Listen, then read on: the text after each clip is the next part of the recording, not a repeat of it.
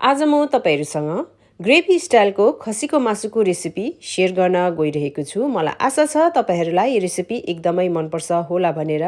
Recipe मन परे यो भिडियोलाई लाइक गरेर तपाईहरुको साथी फ्यामिलीहरुसँग शेयर पनि गरिदिनुस् है। नमस्ते, म छितेन तपाईहरुलाई स्वागत गर्छु मेरो च्यानलमा।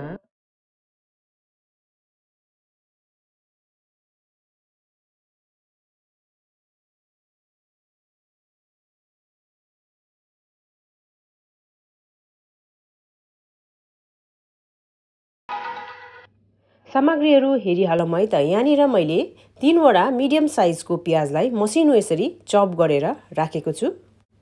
सँगसँगै 15 वटा चाहिँ मैले यहाँनिर लसुन लिएको छु।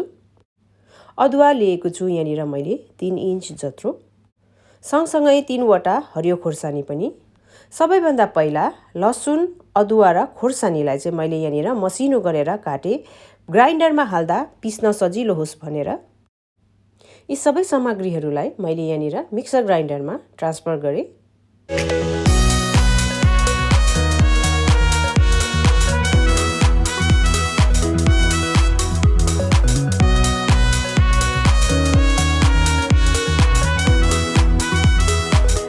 पिसेर रेडी पनि भइसकेको छ। यसरी फाइन पेस्ट बनाउनु पर्छ।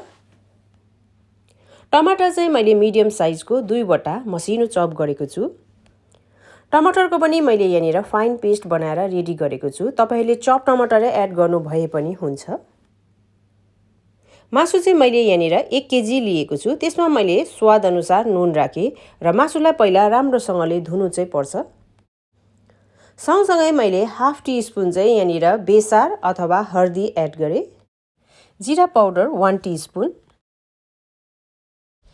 धनिया पाउडर 1 टेबलस्पुन, गरम मसला 1 टीस्पुन, धुलो खोर्सानी 1 टेबलस्पुन। यी सबै मसलाहरु माथि रेडी गरेको पेस्टलाई एड गर्ने।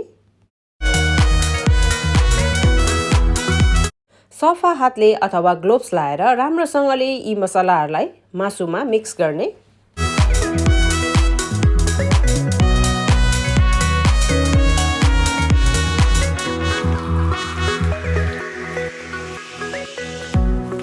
मसलामा मासुलाई राम्रोसँगले मिक्स गरिसकेपछि साइडमा राख्ने। तातो कुकरमा मैले यहाँनिर 3 टेबलस्पुन तोरीको तेल राख्दैछु। तेललाई यसरी धुवा आइन्जेलसम्म तताउने। तातो तेलमा राख्नको लागि मैले यी मसलाहरु रेडी गरेको छु। 4 वटा सुकमेल, एउटा स्टार एनिस, 4-5 वटा ल्वाङ, 15-20 वटा मरिच, 2टा तेजपत्ता र 2टा सानो सानो यति टुक्राको दालचिनी धुवा आउँदै गरेको तेलमा राख्छौं।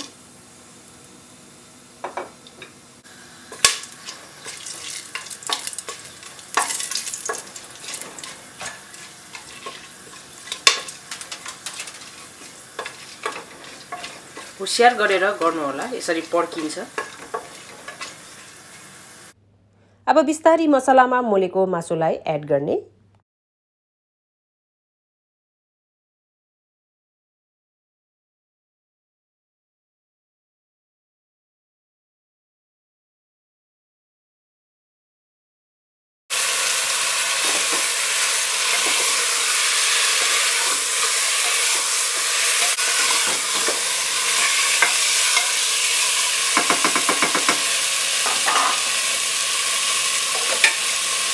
अब यसरी यसलाई छोप्दै भुट्नु पर्छ।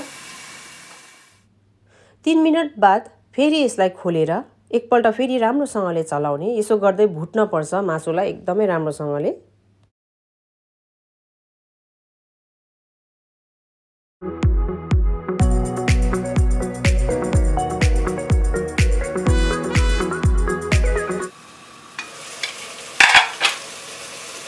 ल हेर्नुस् त, मासुले पानी छोड्न थालेको छ। अहिले चाहिँ हाई फ्लेममा त्यसरी मासुलाई भुट्यो भने चाहिँ मसला पनि डढ्ने डर हुन्छ। त्यही भएर यसरी मिडियम फ्लेममा मासुलाई भुट्यो भने चाहिँ मासुको पानी पनि एकदम राम्रोसँगले रिलिज हुन्छ। अनि राम्रोसँगले पानी रिलिज भइसकेपछि मासु भुट्नलाई सजिलो हुन्छ।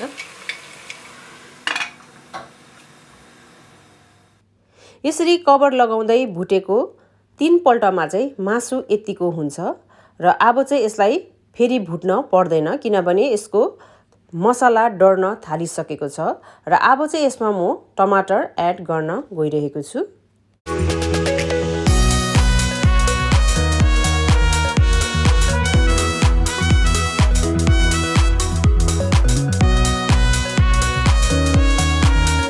पिसेर रेडी गरेको टमाटरलाई एड गरेर फेरि एकपल्ट राम्रोसँगले मिक्स गर्ने।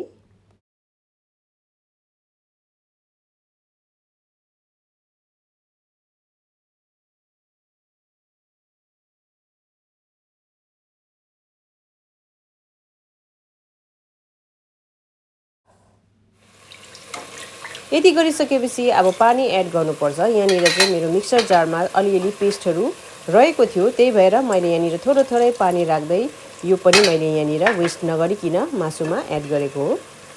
मासुलाई पकाउनको लागि मैले यहाँनिर मेजरिङ कपको 2 कप पानी एड गर्दैछु। यो मासुमा डिपेन्ड पर्छ कि मासु कति छिटो र ढिलो पाक्छ, त्यही अनुसार तपाईहरुले पानी एड गर्नुहोला।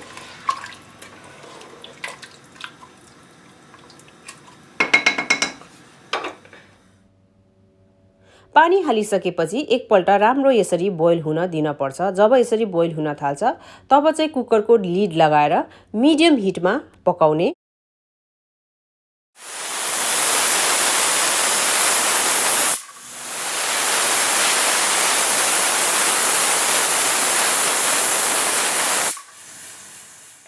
जम्मा मैले 6 सिटी लगाएर ग्यासलाई अफ गरेर त्यतिकै कुकर छोड्दिएको छु। प्रेसर रिलिज भइसकेको छ। अब कभर खोलेर हेरौँ मासु पाके कि पाकेन भनेर, र मासु पनि कस्तो बनिएको छ। एकदमै पर्फेक्ट खाउँ लाग्दो त अहिले नै देखिरहेको छ र बेसी ऑयली पनि भएको छैन। नर्मली खसीको मासुबाट यसरी पकाउँदा एकदमै बोसो बिलिने गर्छ, बोसो निस्किन्छ, तर यहाँ बोसो बिलिएको पनि छैन। लेस ऑयली एकदमै राम्रो पर्फेक्ट देखेको छ र मासु पाके कि पाकेन भनेर मैले यहाँ ट्राई गर्दैछु। मासु पनि पर्फेक्टली पाकेको छ। तातो सर्भ गर्नको लागि रेडी छ। माथिबाट थोरै धनिया पत्ता राखेर गार्निश गरेर सर्भ गर्न सक्नुहुनेछ। कस्तो लाग्यो आजको मेरो रेसिपी कमेन्ट पनि गरिदिनुहोस्। अनि यदि मेरो च्यानलमा तपाईहरु नयाँ हुनुहुन्छ भने प्लिज छितेनटुक्पा रेसिपीलाई सब्स्क्राइब पनि गरिदिनुहोस्। Thank you so much for watching. Bye by.